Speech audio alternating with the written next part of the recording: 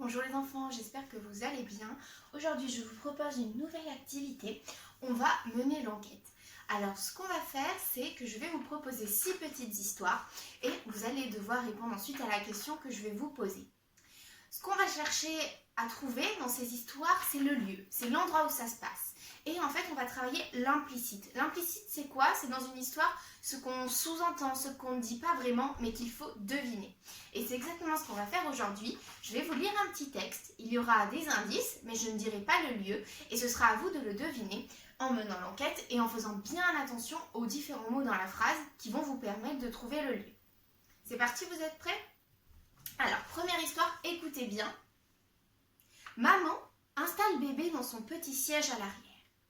Elle s'assied à l'avant et attache sa ceinture de sécurité. Puis, elle démarre. Et la question, c'est où est maman?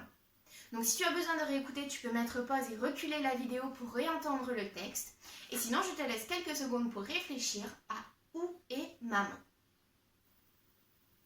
Et oui, maman se trouve bien dans la voiture puisqu'on disait le petit siège à l'arrière. On parlait également de ceinture de sécurité. Ça, c'est un indice qui doit vous faire penser à la voiture.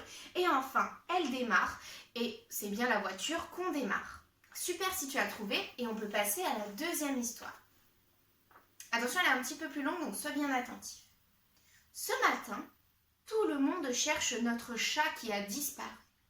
Soudain, ma sœur, devant la porte de la maison, entend un miaulement semblant venir du ciel. Papa a compris. Il a déjà posé l'échelle contre le mur de la maison pour grimper tout là-haut sur les tuiles. Et la question, c'est où le chat s'est-il réfugié? Donc à nouveau, on s'intéresse au lieu. Où est le chat? Si tu as besoin de réécouter l'histoire, tu peux revenir en arrière. Et sinon, je te laisse réfléchir à où se trouve le chat. Oui, le chat se trouve bien sur le toit. C'est bravo si tu as trouvé la bonne réponse. Qu'est-ce qui nous a permis de trouver le toit? Déjà, on disait qu'on entendait un miaulement qui semblait venir du ciel. Donc, c'est quelque chose qui est en hauteur.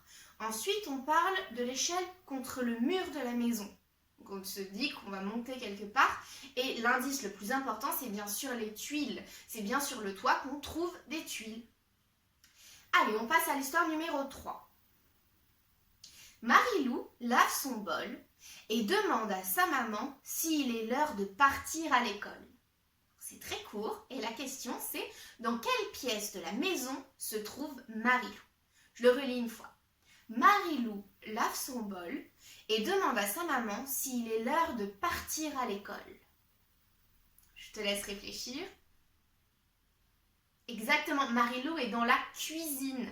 Qu'est-ce qui nous permettait de trouver la cuisine? Eh bien, Marie-Lou lave son bol, elle le lave probablement dans l'évier et donc dans la cuisine.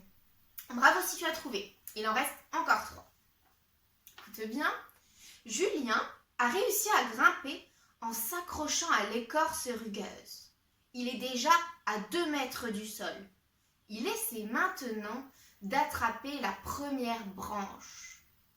La question, où Julien est-il monté? Où se trouve Julien? Quelques instants pour que tu réfléchisses. Tu peux également prendre un cahier ou une feuille de brouillon et écrire les réponses. Comme ça, en plus, ça t'entraînera à écrire les mots. Et moi, j'écrirai les réponses dans la description de la vidéo, donc tu pourras vérifier l'orthographe de tes réponses. Et sinon, effectivement, Julien est bien monté dans un arbre. Puisqu'on nous parle d'écorce, ça, c'est bien un mot qui fait partie du champ lexical de l'arbre. Le champ lexical, c'est tous les mots qui se rapportent à un même thème. Ici, l'arbre, on a écorce, on avait également branche, écorce et branche. Ça nous parle bien de l'arbre. Et en plus, on dit qu'il est déjà monté à 2 mètres du sol, donc c'est quelque chose qui est très haut. C'est très bien si tu as trouvé. On passe à la 5e histoire. Pauline est en colère. Les autres enfants font beaucoup trop de bruit et la dérangent. Pourtant, ici, il y a des consignes à respecter. Il faut chuchoter et ranger les albums dans les bons casiers. Et la question, où se trouve Pauline? Cette histoire est un petit peu plus longue que les autres, alors tu peux revenir en arrière pour l'écouter si besoin. Et sinon, je te laisse réfléchir à la réponse. Où se trouve Pauline? Oui, Pauline se trouve à l'école, puisqu'on nous dit déjà qu'il y a beaucoup d'enfants. À l'école, il y a bien plein d'enfants. Ensuite, on dit qu'il y a des consignes, des albums à ranger dans les casiers. Donc tout ça, c'était des mots, des indices qui te permettent de trouver que Pauline était à l'école. Bravo à toi si tu as trouvé, et il en reste une dernière, écoute bien. Pour ne pas me perdre dans la cour de la ferme, je suis ma maman partout. Les autres animaux me surnomment Petite Boule Jaune, et j'adore picorer le grain.